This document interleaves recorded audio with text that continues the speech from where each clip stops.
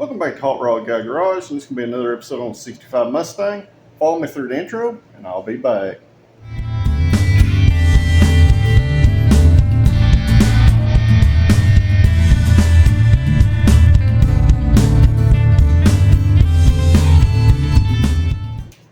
Alright guys, it's been a couple days since I put the high build epoxy primer on the car. It has dried out great. But I'm at the point where I need to strip the paint off the inside of these doors in here, the dash, and some other things. So that means we've got to take some more stuff off the car. And at this point, I'm kind of sick of having to tape up around stuff that is poor quality anyway. So what we're going to do in this video, we're going to get this headliner out of the car, the sun visor's headliner and the mirrors. Try to get the door glass, the vent window glass, and the quarter glass out of it, and everything else stripped out of the dash. Because at that point, there's nothing left really to tape up in the car other than the shifter handle. And this thing, like I said before, is just covered in this god-awful red paint. My buddy has been sick, so he ain't been able to come over here and blast his hood for me over the bottom of the trunk. So, let's get busy.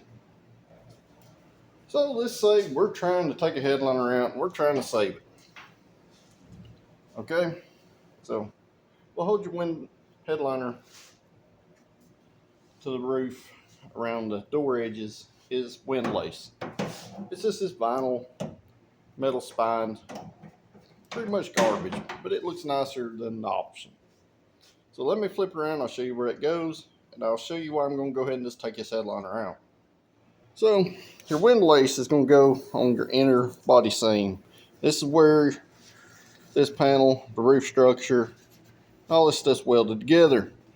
And this morning I come here and just take window run channels out. And as you can see, the idiot's painted over the old tar glue stuff that the upper window rubbers, that's sitting that metal piece right there,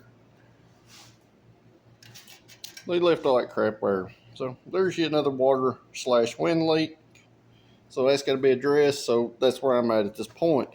In order for me to get all this crap off here, I'm just going to go ahead and take this headliner out. And as you can see, it wasn't held in great anyway. And it's got a ton of crap on top of it. So pretty much when you get that stuff off, your headliner is going to be glued. In most cases, and as you can see, it does have some glue, and depending on how long it's been on there, it might be easy or hard to get off. The problem is here, while they did use the glue, it's not all properly attached. So let's get the rest of this off around this seam, then we'll go in here, we'll pull the mirrors and sun visor off. It's missing the trim pieces that go with the headliner to the A-pillar there anyway. So, let's get this stuff off.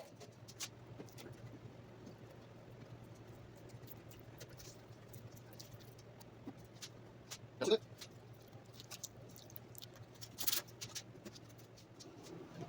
And alright, at this point we're down here at the inside of the package tray. I know you can't really see down in here. I don't know if I can even show you. There's metal tabs right here. And there's a piece of cardboard that's supposed to be sewn in the bottom of this headliner. There's a couple of metal tabs.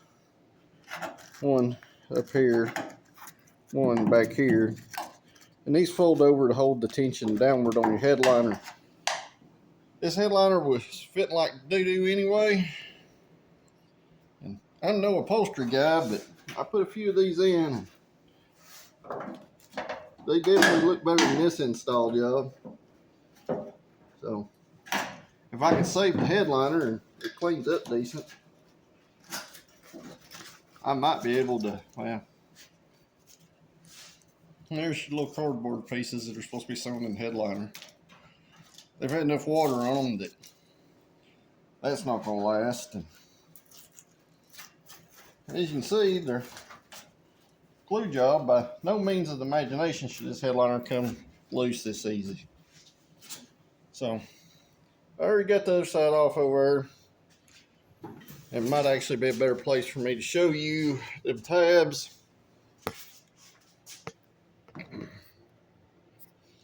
You see I got them folded up here and here.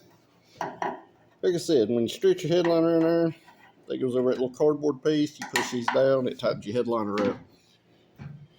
So, as you can also see, no bounds. They sure did love that crappy red paint they put on this car. And I guess it'd be a good time to look at bombing them roof braces. I wasn't going to take the headliner out of it, but, you know, sometimes you just got to do what you got to do. There's no sense in going this far in this car to halfway do stuff. That's where I'm at. Obviously, that's what they done before, and I've had some people wonder why I didn't take the rest of the glass out of the car and stuff. Well, because this wasn't supposed to be a full restoration, guys. Unfortunately, it's kind of turned into that. So, I was trying to save them as much money as possible, but some of this stuff we thought was nice, like the headliner, ain't real nice at all. But like I said, if I can get it cleaned up and I can reuse it, that's what we'll do.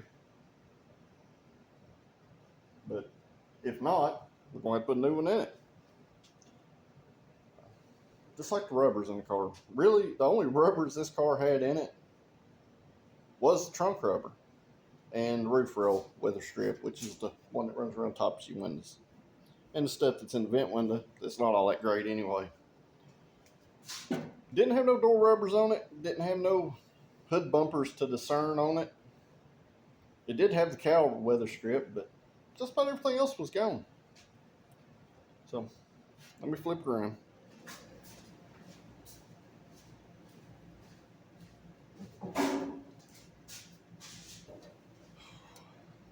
Sun visors. On these, you have 3 Phillips head screws over here. The inside over here just supposed to have a grommet that pops in the mirror. It's kind of got one and kind of don't have one. So I'll show you these sun visors when I get them out. It'll kind of give you a good idea of why I'm just go ahead and pulling all this stuff out instead of screwing with it.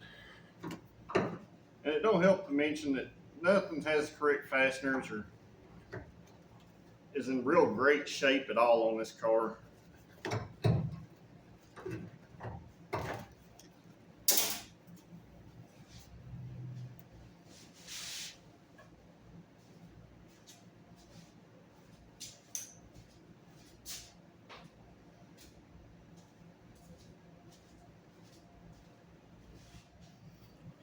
So, that sun visor I was talking about, you see the quality of this stuff. This is supposed to be kind of snug, that way the sun visor stays where you put it. It's not going to be snug because it's rusty. And I talked about them little grommets that pop in the rear view mirror. It's kind of got one on it, but not really. The sun visors themselves are pretty nice as far as the material goes. They're just dirty. But I'm telling you guys, all this stuff is piss poor. That's just about the way I can say it. None of it's great. A lot of it's not really bad. Considering the quality of the car before, it made all that stuff look really, really nice. And the difference is the car is going to be really, really nice, so it's going to make all this stuff look, guess what, bad. So let's get the mirror out of it, the other sun visor, and I'll be back. All that stuff's held in with Phillips head screws, guys. Pretty common sense stuff. You know.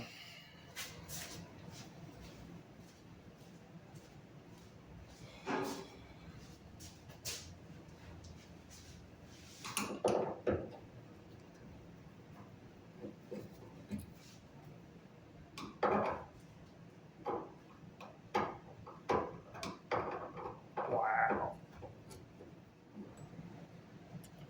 more rigging. See these screws right here. These are not the correct style screws to even sit down in that mirror. And the other thing is they're much too large. So that means they screwed the roof holes up, you know, where these screws screw in. This is a Scott Drake mirror, repop mirror. And yeah, fall out. It's gonna have to have all the screws anyway, because all these are just not right. For a repop mirror, it don't even look nice. I guess all the water has been leaking. Let's see how good the front of the headliner.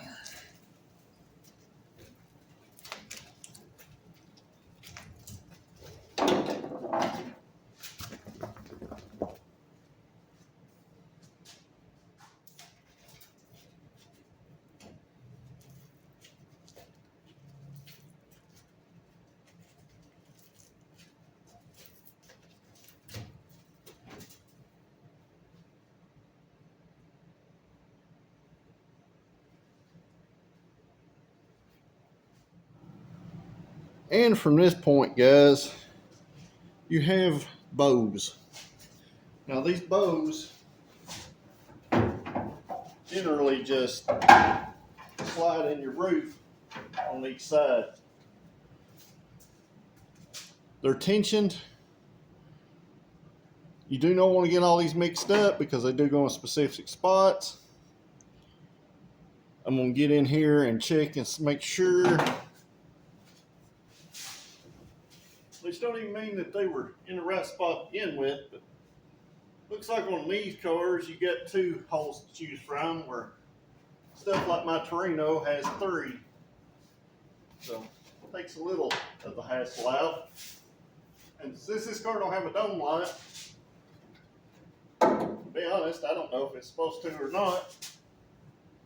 But some more of the rigging.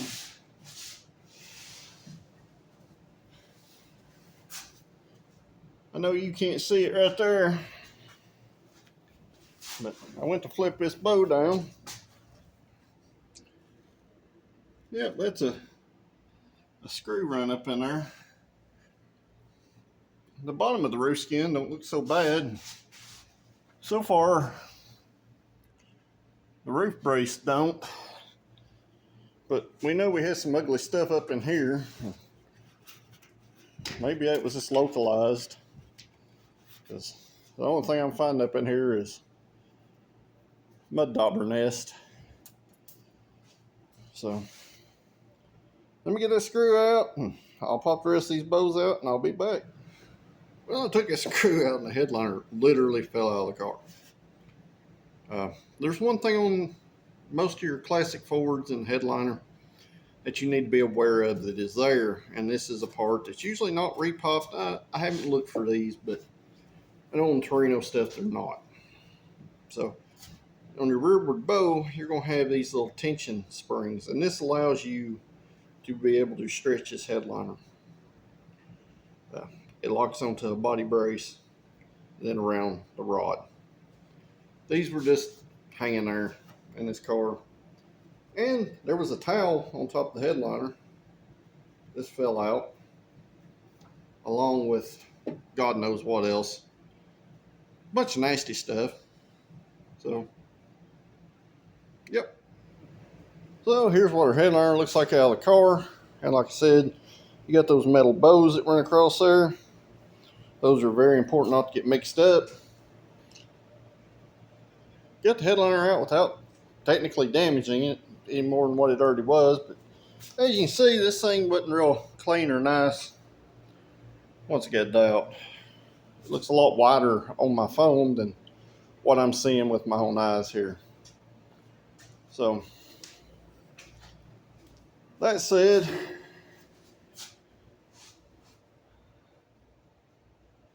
it's not necessarily rusty up in here.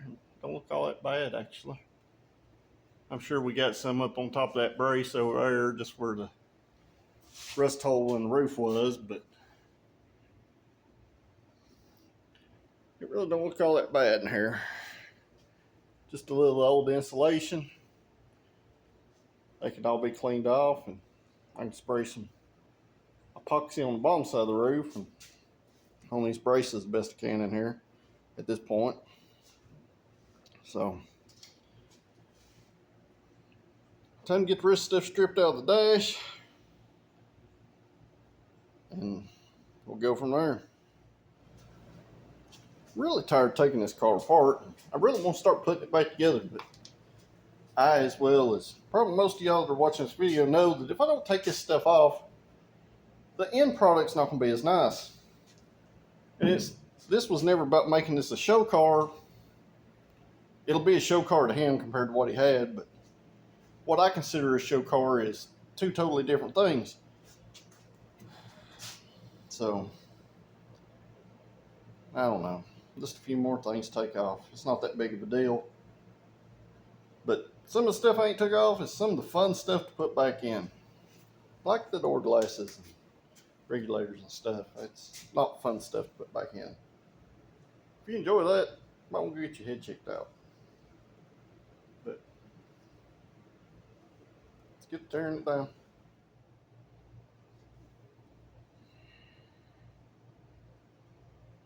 Man, that stuff's a mess, ain't it?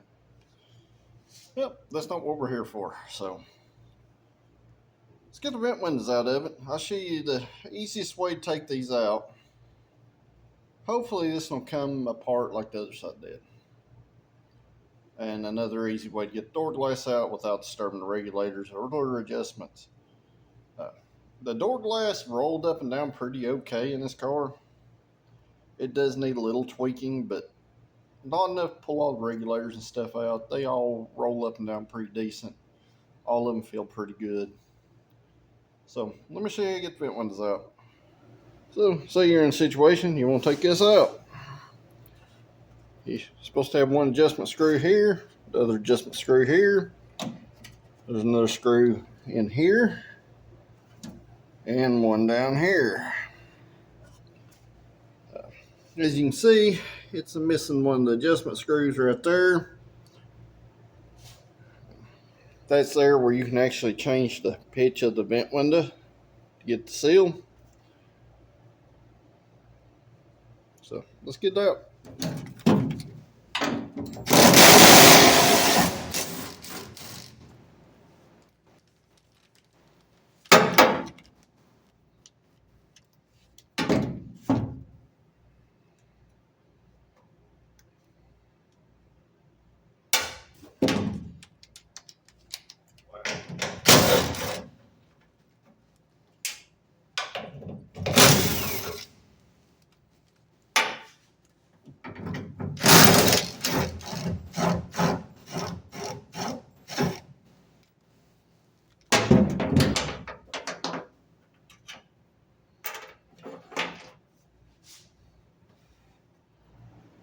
And sometimes you may have to take the vent window adjustment screws out while it's still in the door to get this out. But once all that stuff's out, this vent window literally should pretty much just kind of pivot up out of here without a whole lot of hassle. Unless, of course, they put your vent window adjustment screw in the wrong hole, like you have on this one. You'll have to kind of line it up here somewhere and get it out. Well, I was going to show you the easy way to get it out, but the bumbling moron that put this car together put the adjustment screw in the wrong spot and then crossed through the bolt on it, stripped the Allen out of it so you couldn't get it out. I was going to show you an easy way to get the door glass and this out without taking the regulator out, but once you get the vent window out, you roll that window up just a touch where you can see the slides, and you literally slide it off and it comes up out. Yeah. As you can see, these vent windows are not in great shape by no means of the imagination. And no, this isn't where I sanded on it. This is where it was before. That's kind of why I wasn't really all that worried about them, because we take these out, they're not worth putting back in because they're like I said, they're poor shape. Everything on this car is in poor shape. But this is out now.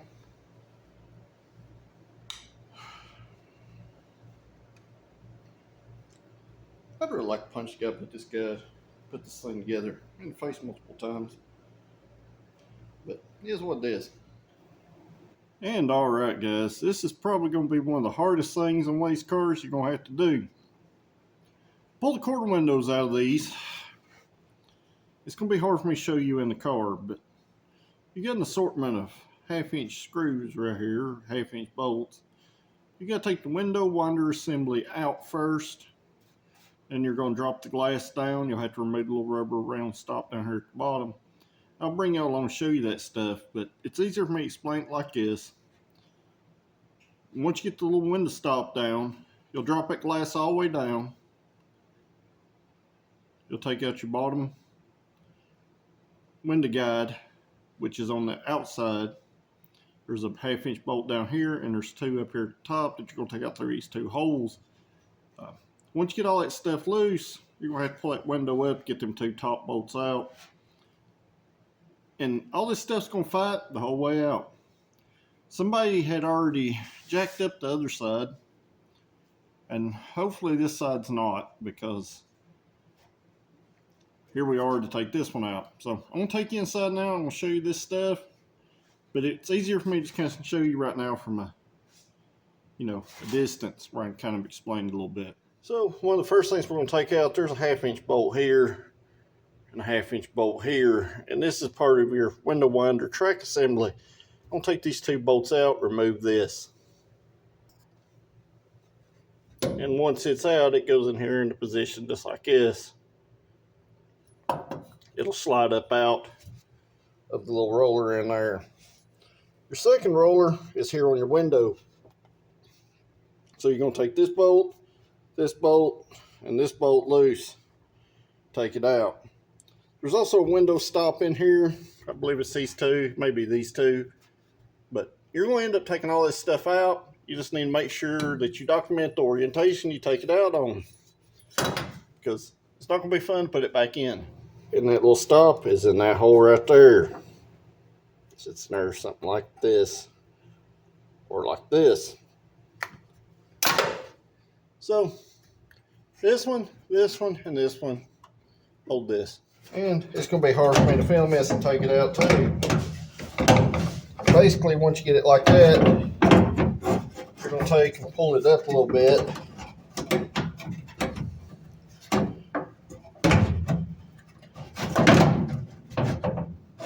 And you're going to have to work it off the track. Then once you work it off track, you got to work it out of the car, which is a whole lot of not fun. But once you get it out, it's going to look something like this. And you got the 4 bolts that held it in, and the one for the stop. It goes over here. So once you get that out of the way, you got a bolt right here for your window track. And you're going to have to pull this window up, depending on how easy it moves. You should have a bolt in here and one in there. I know they're hard to see, but you're going to extract those 3 bolts, and then the fun stuff comes in. And if you're unlucky like me, the previous idiot stripped all this stuff out. But in order to get this off, you're going to have to take this other stop off right here. It's this little round rubber stop, screws in right there. And all the nut inserts broke that hold in that window track, with no way to access the backside of them. With the quarter panel on it. It's going to be fun. On a side note, that little rubber bumper has a star washer on the back and a star washer on the front. So let me work on getting this out. I was trying to show y'all how to take it out. Probably should have done that on the other side.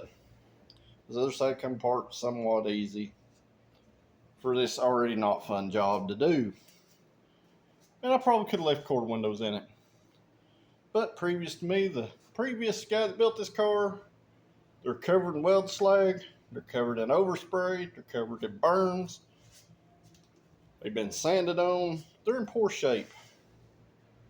So at least with them out, he can see them and evaluate if he wants to replace this stuff. And I was just thinking it'd make it easier on me, and it's really not making it easier at this point. But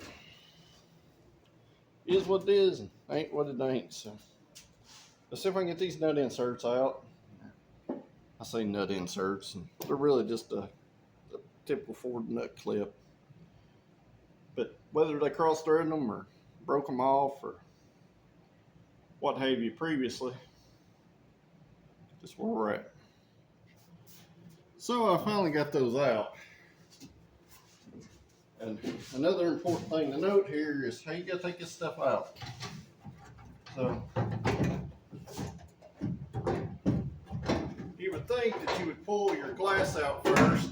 That's just not the case. The window guide here has to come out.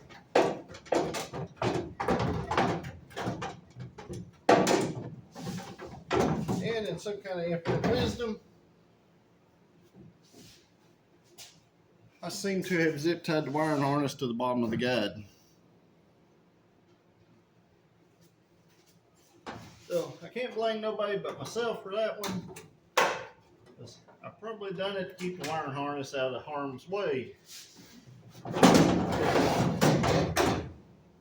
Basically, this will pull out just like that. And then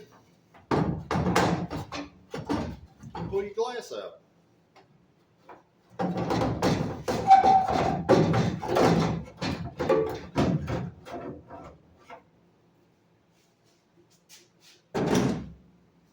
So like I was saying, guys, this stuff is in really poor shape. And that's not no lie. So this is what I was fighting with on the inside. As you can see, the little nut insert or whatever is all jacked up. Same thing was going on up here at the top, but I managed to get it out. So the window slides into these guides right here, just like this. And it would have been nice if Ford made the glass detachable from the other mess, but they didn't care enough to do that, I don't guess.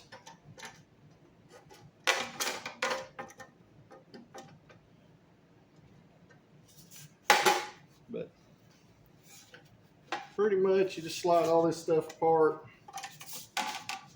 You have to take it apart in pieces to get the glass out.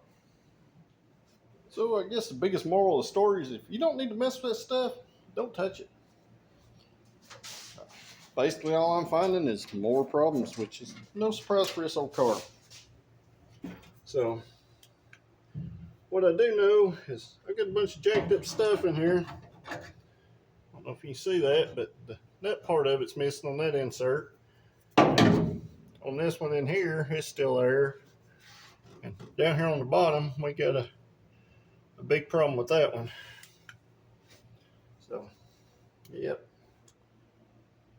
The only good thing is, hopefully the dash switches will come out of it easy. Surely, surely, surely. And to be honest, I don't know. I've not seen a whole lot of Daisy today, but I think I figured out why. Over here chilling out, laying on this little pad, trying to be adorable, being quiet.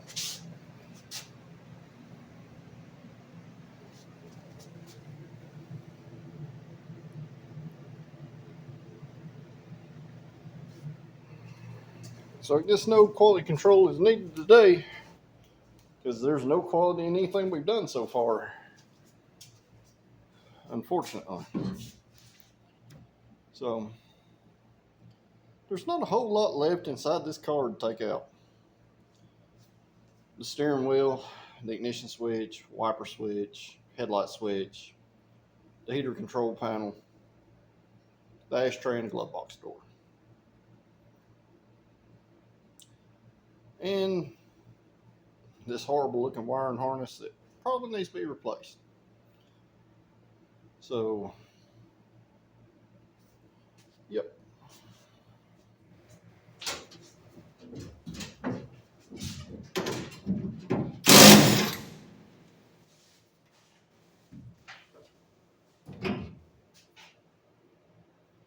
Okay. That was awful easy.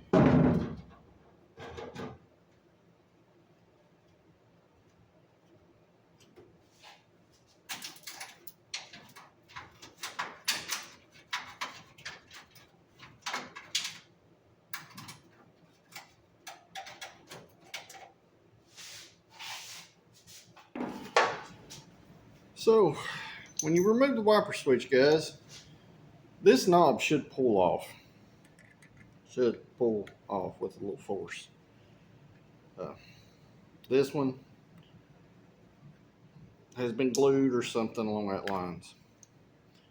So, you get your dash, got a cup, got your outside bezel, and you have a nut.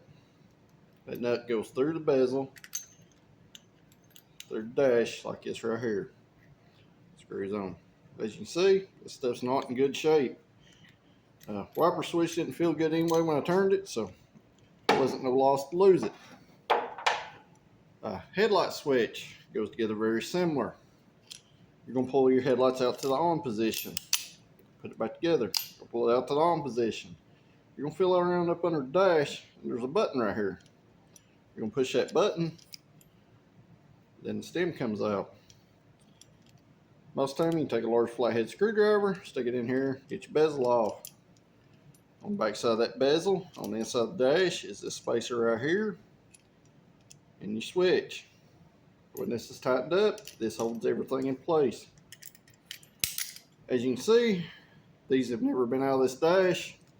I assume they jacked them up trying to take them out when they painted, and they just ended up being a loose floppy mess in the dash. Then I probably should have took these out while I had cowl out, but I didn't. As you see, red paint. This stuff didn't look all that bad before, but it's going to look horrible against a newly painted dash. And another thing, it's almost impossible for me to show you in the car. This is your ignition switch. This one broke. But to get all this apart, in theory, you're supposed to be able to turn this to accessory. Use something like this uncoated paper clip. There's a little hole right in here. You're supposed to be able to turn this past accessory, and the lock cylinder itself will come out like this. And that leaves you with this on the dash. Well, the ignition switch needs is held on with the spring. And the easiest way for me to show you this is to remove this cup. This goes on the inside of the dash. What happens is, this is what holds this in the dash.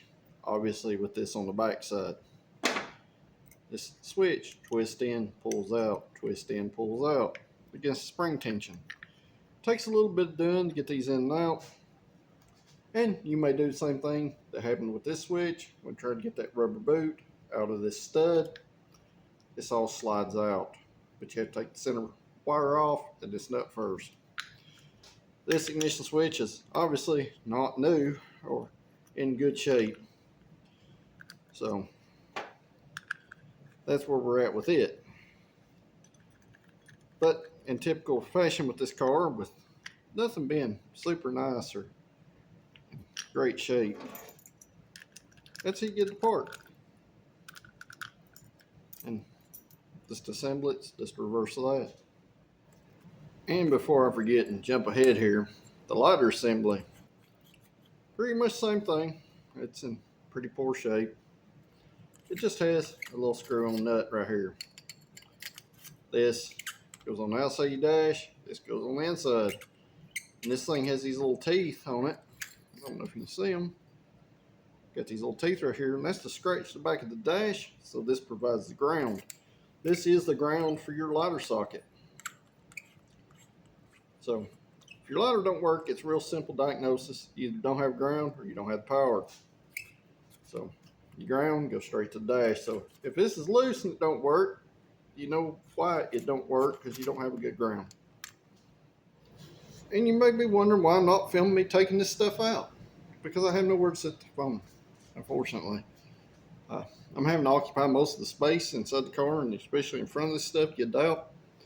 But here's the glove box door. You're going to have 3 5/16 bolts. Hold it to the hinge. And once again, I'll show you the condition of this stuff. It is not great. Once again, didn't look bad before. It looks bad now, especially out of the car. We can see it.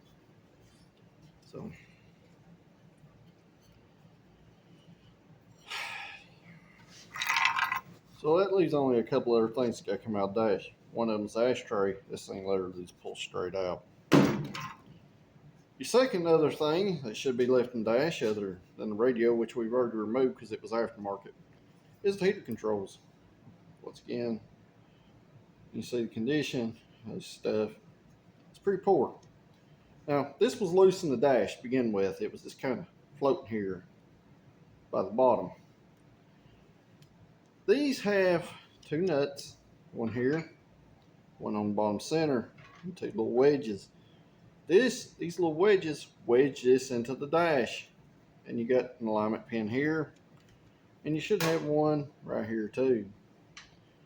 So what you do, this thing goes in there, and these, wedges tighten this up against the dash, hold it up tight. Our dash is all bent up down there around this, so that's something I'm gonna have to fix. And I need to remove this aftermarket radio cage also. I'm going to see if he wants to put a patch panel in this dash and put a stock type replacement radio in it, get rid of this single DIN Walmart special that's mounted kind of cockeyed in the dash. But that'll be his choice. The only good thing is the idiots at least put new cables on these, so all this stuff moves real smooth. It's just in poor condition physically. And the blower motor switch, while it's not been replaced, it sounds like it works. And so this is pretty much what you end up with. As you can see before, they have murdered the center of this dash and murdered it around the heater controls right there. So that's going to have to be addressed. I think I'm going to go ahead and pull this wiring harness out from over here. I may just pull the whole thing out because the harness ain't in great shape, guys. I hate to tell him he needs one, but it's pretty poor. And I still got to take out, the dome light buttons because, it has one, But this will at least let me get all this red paint off the doors and get the rest of that fuzzy crap off in here where they had stuck some kind of fiberglass insulation to the outside or the inside of the outer door skin. Let me get rid of all this peeling paint mess.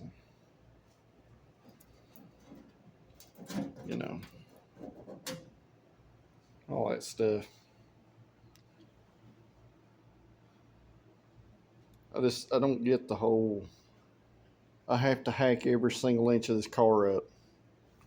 And for people that keep thinking this car has C4 in it, it is definitely a 4-speed top-loader transmission. It's still in it.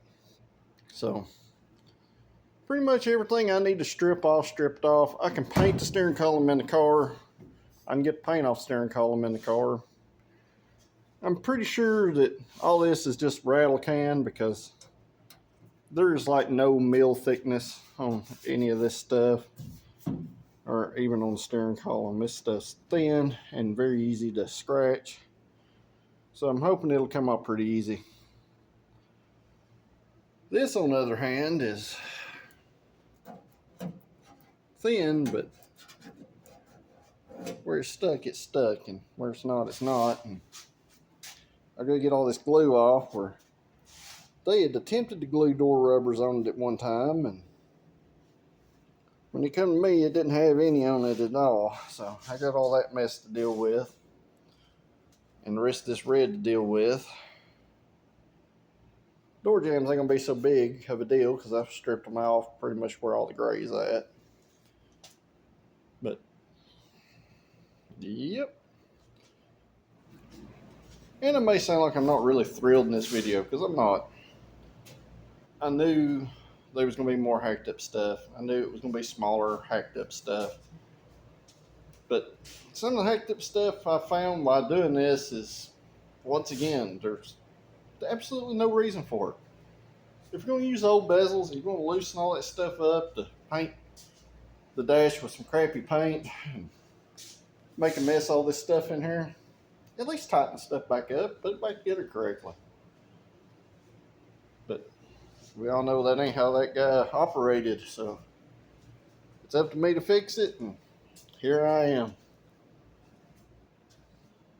Once again, if I knew this car was going to turn into a full restoration, which it is, I would have started a whole lot differently than what we did from the beginning of this series. I would have took this car 100% apart, I would have had it blasted, and I wouldn't be having to manually remove all this paint, all this mess, and globbed on hidden stuff. I could have just had it all blasted off. It saved him tons of money and tons of time in that regard. But here we are. So, yep. So I guess I'm going to start removing all this nastiness up around this roof rail. The easiest way to do it, guys, is literally going to be just a small scraper like this with a strike in. And since this stuff's been painted over and it's hard, like to kind of chip it away.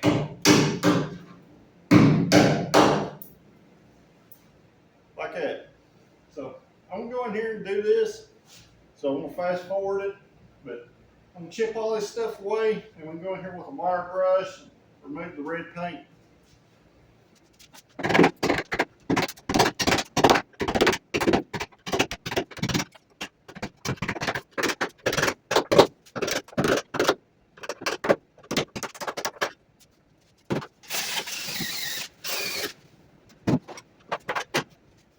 Well, I got about 99% of the red off. There's some mess down these areas I'm not going to be able to technically strip. I'm just going to have to sand it the best I can.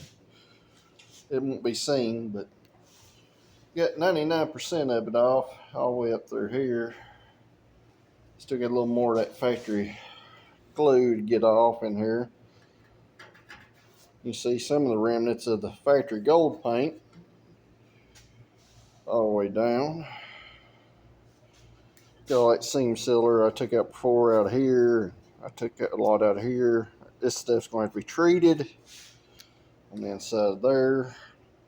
And I still got to strip all that red paint down through here, all the way up through here, you know, all the way up the thing, so I can get all that stuff seam sealed and in primer.